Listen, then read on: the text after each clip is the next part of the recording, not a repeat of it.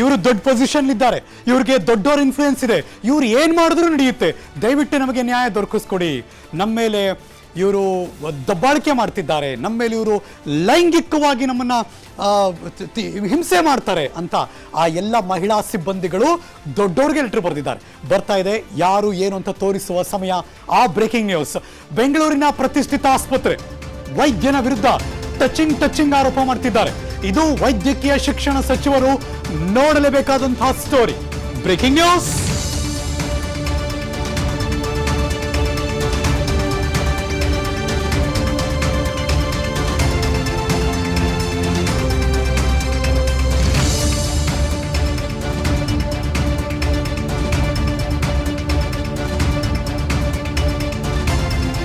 ವೈದ್ಯಕೀಯ ಶಿಕ್ಷಣ ಸಚಿವರು ನೋಡಲೇಬೇಕಾದ ಸ್ಟೋರಿ ಯಾಕೆ? ಒಂದು, ಅದು ಹಾಸ್ಪಿಟಲ್ ಅಲ್ಲಿ ನಡೀತಿರುವಂತಹ ಬೆಳವಣಿಗೆ. ಮತ್ತೊಂದು, ಆ ಎಲ್ಲ 7 ಮಹಿಳಾ ಸಿಬ್ಬಂದಿಗಳು ವೈದ್ಯಕೀಯ ಶಿಕ್ಷಣ ಸಚಿವರಿಗೆ ಪತ್ರ ಬರೆದಿದ್ದಾರೆ.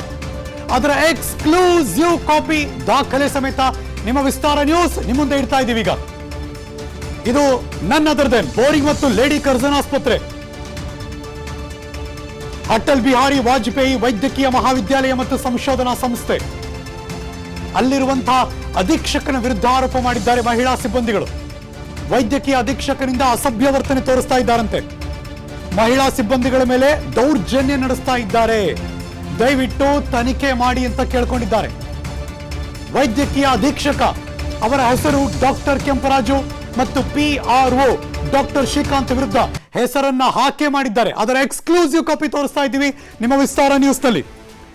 ಆಸ್ಪತ್ರೆಯಲ್ಲಿ 7 ಮಹಿಳಾ ಸಿಬ್ಬಂದಿಗಳು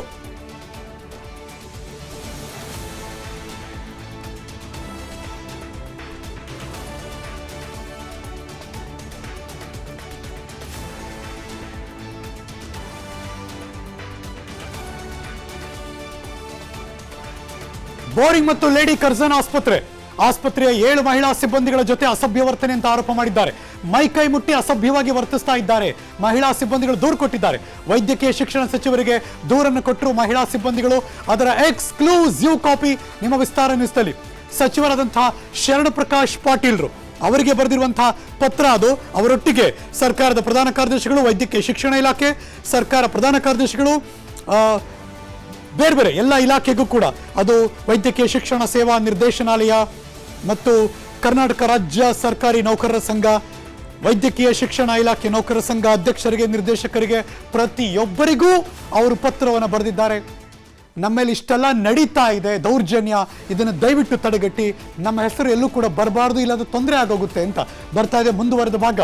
ವೈದ್ಯಕೀಯ ಶಿಕ್ಷಣ ಸಚಿವ ಶರಣ ಪ್ರಕಾಶ್ ಪಾಟೀಲ್ರಿಗೆ ಪತ್ರದ ಮೂಲಕ ಕಂಪ್ಲೇಂಟ್ ಕೊಟ್ಟಿದ್ದಾರೆ. ಡಾಕ್ಟರ್ ಕೆಂಪರಾಜು ಮತ್ತು ಡಾಕ್ಟರ್ ಶ್ರೀಕಾಂತ್ ಅವ್ರನ್ನ ಎದುರು ಹಾಕೊಳ್ಳೋದಕ್ಕೆ ನಮ್ಮ ಕೈಲಿ ಆಗಲ್ಲ ಅಂತಿದ್ದಾರೆ. Breaking news number 2.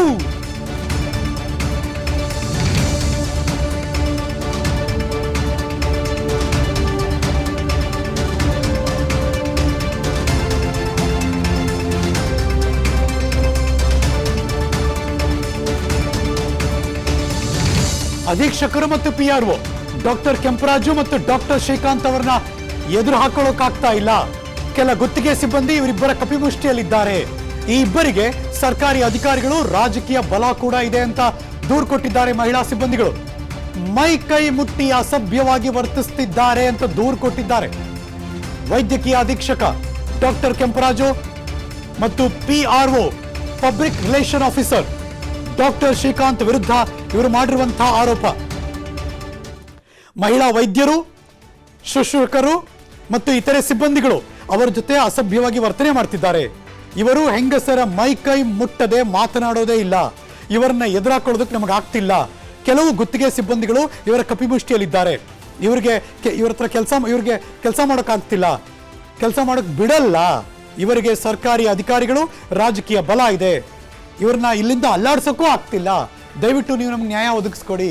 ನಮ್ಮ ಹೆಸರು ಎಲ್ಲೂ ಕೂಡ ಬರಬಾರ್ದು, ಬಂದರೆ ನಮಗೆ ಕಷ್ಟ ಕೊಟ್ಬಿಡ್ತಾರೆ ಅಂತೆಲ್ಲ ಕೂಡ ಆ ಪತ್ರದಲ್ಲಿ ಬರ್ಕೊಂಡಿದ್ದಾರೆ. Let's go live. ಮತ್ತಷ್ಟು ಮಾಹಿತಿ ನನ್ನ ಸಹೋದ್ಯೋಗಿ ಮೆಟ್ರೋ ಬ್ಯೂರೋಯಿಂದ ಮುತ್ತಪ್ಪ ನೇರ ಸಂಪರ್ಕದಲ್ಲಿ ಜಾಯಿನ್ ಆಗ್ತಿದ್ದಾರೆ. ಮುತ್ತಪ್ಪ ನಮಸ್ಕಾರ, very good morning. Serious concern ಇದು. ಅಂದರೆ ತಕ್ಷಣ ಅಡ್ರೆಸ್ ಮಾಡಬೇಕು, ಆ ಹೆಣ್ಣು ಮಕ್ಕಳಿಗೆ ಅನ್ಯಾಯ ಆಗಿದ್ರೆ ಸರಿಪಡಿಸಬೇಕು. ಲೆಟ್ರ್ ಬರೆದು ಎಷ್ಟು ದಿನ ಆಗಿದೆ, ಇದಕ್ಕೇನಾದರೂ ಆ್ಯಕ್ಷನ್ ಆಗ್ತಿದೆಯಾ, ಏನು ಬೆಳವಣಿಗೆ ಮುತ್ತಪ್ಪ?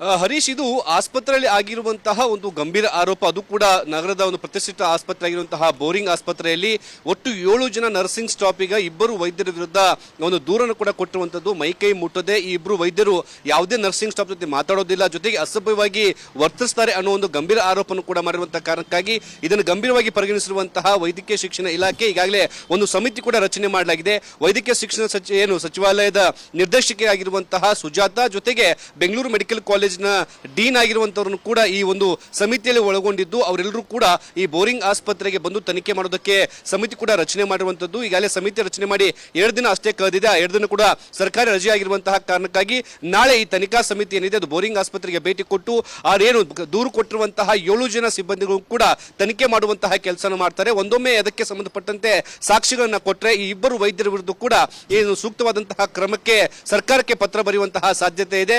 ಯಾಕಂದ್ರೆ ಇಬ್ಬರು ವೈದ್ಯರ ವಿರುದ್ಧ, ಇದು ಇಬ್ಬರು ಕೂಡ ಒಬ್ಬರು ಸೂಪರಿಂಟೆಂಡೆಂಟ್ ಆಗಿರುವಂತದ್ದು, ಮತ್ತೊಬ್ಬರು PRO ಆಗಿರುವಂತವರು, ಇಬ್ಬರ ವಿರುದ್ಧ ಕೂಡ ಗಂಭೀರ ಆರೋಪಗಳು. ಅದು ಯಾವ ರೀತಿ ಅಂದ್ರೆ ಲೈಂಗಿಕ ಕಿರುಕುಳ ಕೊಡ್ತಾರೆ ಅನ್ನೋ ಒಂದು ಆರೋಪವನ್ನ ಒಟ್ಟು 7 ಜನ ನರ್ಸಿಂಗ್ ಸ್ಟಾಫ್ ಕೊಟ್ಟಿರುವಂತಹ ಕಾರಣಕ್ಕಾಗಿ ಇದನ್ನ ಸರ್ಕಾರ ಕೂಡ ಒಂದು ತನಿಖಾ ಸಮಿತಿಯನ್ನು ಕೂಡ ರಚನೆ ಮಾಡಲಾಗಿದೆ. ಆದ್ರೆ ಈ ವಿಚಾರಕ್ಕೆ ಸಂಬಂಧಪಟ್ಟಂತೆ ಆರೋಪ ಹೊತ್ತಿರುವಂತಹ PRO ಶ್ರೀಕಾಂತ್ ಅವರ ಪ್ರಕಾರ ನಾವು ಯಾವುದೇ ರೀತಿಯಾದಂತಹ ತಪ್ಪುಗಳನ್ನ ಮಾಡಿಲ್ಲ, ಒಂದೊಮ್ಮೆ ನಾವು ತಪ್ಪು ಮಾಡಿದ್ರೆ ಅದಕ್ಕೆ ಶಿಕ್ಷೆ ಕೂಡ ಕೊಡ್ಲಿ, ತನಿಖಾ ಸಮಿತಿನ ನಾವು ಸ್ವಾಗತ ಮಾಡ್ತೀವಿ ಅನ್ನೋ ಮಾತನ್ನು ಕೂಡ ಹೇಳಿದ್ದಾರೆ. Harish, thank you so much Muttappa, ಈ ಕ್ಷಣದ ಮಾಹಿತಿಯನ್ನು ಅಪ್ಡೇಟ್ ಮಾಡಿದ್ದಕ್ಕೆ.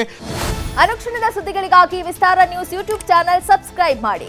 ಹೊಸ ಸುದ್ದಿಗಳ ನೋಟಿಫಿಕೇಶನ್ಗಾಗಿ ಬೆಲ್ ಐಕಾನ್ ಕ್ಲಿಕ್ ಮಾಡಿ.